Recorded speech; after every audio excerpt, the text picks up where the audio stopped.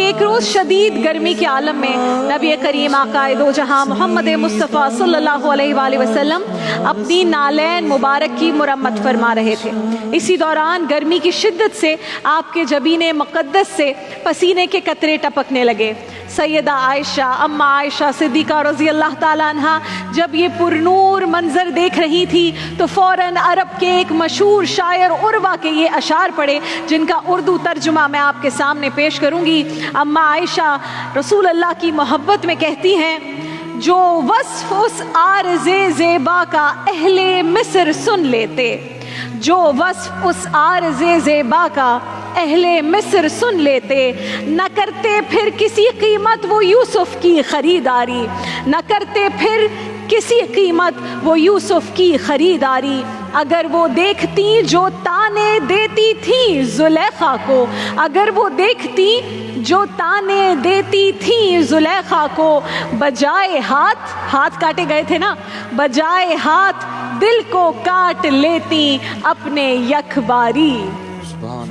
نبی کریم نے جب یہ اشعار سنے تو بہت خوش ہوئے اور فرمایا، اے عائشہ اللہ تمہیں اس کی جزائے خیر دے، تمہاری اس بات نے مجھے بہت مسرور کر دیا۔ ماہو سال گزرتے رہے ناظرین کرام، پھر 11 ہجری کا وہ وقت بھی آتا ہے کہ جب رسول اللہ پر ان آیات کا نزول ہوتا ہے کہ آج ہم نے تمہارا دین تم پر مکمل کر دیا ہے۔ یہ آیات نازل ہوئی اور ان آیات کے نازل ہوتے ہی صحابہ کرام کی طرح اماں عائشہ کو بھی ادراک ہو جاتا ہے کہ رسول اللہ سے جدائی کا وقت آ گیا ہے۔ وہ اپنے محبوب شوہر سے ایک پل کی جدائی جو گوارا نہ کرتی ہوں، وہ جو دیدار مصطفیٰ کے لیے رات کے سناٹے میں بلا خوف و خطر جنت البقیع کے قبرستان پہنچ جایا کرتی ہوں، ان کے لیے رسول اللہ سے فراق کتنا تکلیف دہ ہوگا، اس کیفیت کو بیان کرنے سے زبان عاجز اور الفاظ قاصر ہیں۔ ہماری پیاری ماں، امت کی ماں اماں عائشہ فرماتی ہیں کہ رسول اللہ کے اس جہان فانی سے پردہ فرمانے سے قبل میں نے ایک خواب دیکھا کہ میرے گھر میں، میرے حجرے میں 3 چاند اتر آئے ہیں، 3 چاند میرے گھر میں اتر آئے ہیں۔ میں نے اس خواب کا ذکر اپنے والد سیدنا ابو بکر صدیق رضی اللہ تعالیٰ عنہ سے کیا، جو ہم لوگوں میں خواب کی سب سے عمدہ تعبیر بیان کرنے والے تھے۔ سیدنا ابو بکر صدیق نے فرمایا، بیٹی عائشہ اگر تمہارا یہ خواب سچا ہے تو اہل زمین میں سے 3 بہترین آدمیوں کی تدفین تمہارے گھر میں ہوگی۔ جب نبی کریم صلی اللہ علیہ وآلہ وسلم کا وصال ہوا ناظرین کرام، اور حجرہ عائشہ کو آپ کی آخری آرام گاہ بننے کی سعادت حاصل ہوئی، تو سیدنا ابو بکر صدیق نے بیٹی کو پاس بلایا اور روتے ہوئے فرمایا، عائشہ یہ تیرے چاندوں میں سے سب سے بہترین چاند ہے جو آج تیرے گھر میں اتر گیا ہے۔ اللہ اکبر۔